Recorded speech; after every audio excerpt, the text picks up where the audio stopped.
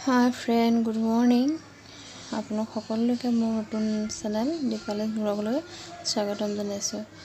আজি ৰাতিপুৱাৰ পৰা আৰম্ভ কৰোঁ বুলি ভাবিছোঁ। এয়া গা পা ধুই চাহ খালোঁ, খাই ভাত বনাইছোঁ কাৰণ ছোৱালীজনী স্কুললৈ পঠিয়াব লাগে। আৰু এয়া হ'ল সোণজনীৰ টিফিনত মইনো কেনেদৰে দিওঁ আপোনালোকে চাবচোন।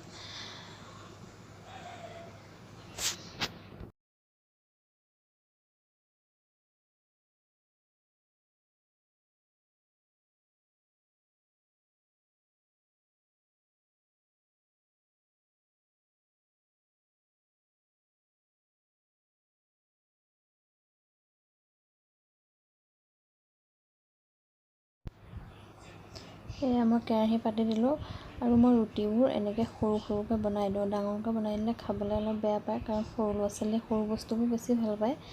মই এইদৰে ডাঙৰকৈ বেলি লৈ গিলাচেৰে কাটি দিওঁ। এয়া চোন কিমান ধুনীয়াকৈ ফুলি যায় ৰুটিবোৰ, দেখিবলৈও ভাল লাগে আৰু সৰু ল'ৰা ছোৱালীৰ বস্তুবোৰ মৰম লাগিলে তাহাঁতি খায়ো ভাল পায় দিয়কচোন।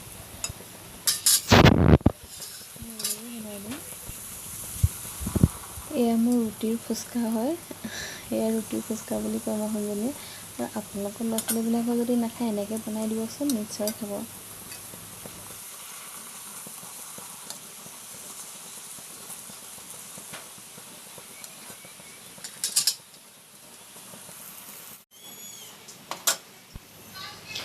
আৰু এতিয়া বনাই আছোঁ মই আমলেট।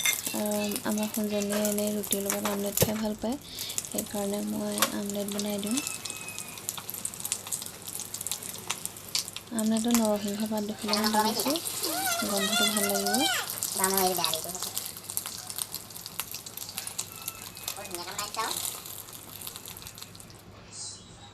আৰু এয়া মোৰ টিফিন ৰেডি। চাওকচোন দেখিবলৈ কিমান ধুনীয়া লাগিছে, দেখিলেই খাম লাগে নহয়নে বাৰু। আৰু এইপিনে চাওকচোন, মানুহজনে পাছফালে পথাৰত জাল পাতি ধৰি আনিছিলে মাগুৰ মাছ আৰু গৰৈ মাছ। মই এতিয়া তাকে বনাম বুলি লৈছোঁ। এইপিনে কেৰাহী পাতি দিলোঁ। এতিয়া মাছখিনি ফ্ৰাই কৰি ল'ম।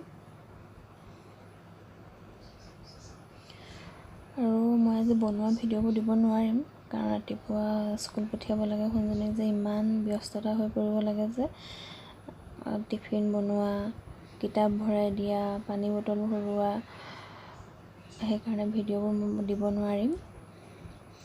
আৰু এয়া মোৰ খানা ৰেডি। ভিডিঅ'বোৰ দিব নোৱাৰাৰ বাবে বেয়া নাপাব। আৰু আজিলৈ ইমানতে ভিডিঅ'টো সামৰোঁ বুলি ভাবিছোঁ। পুনৰ নতুন এটা ভিডিঅ' লৈ আপোনালোকৰ মাজলৈ আহিম। Bye bye.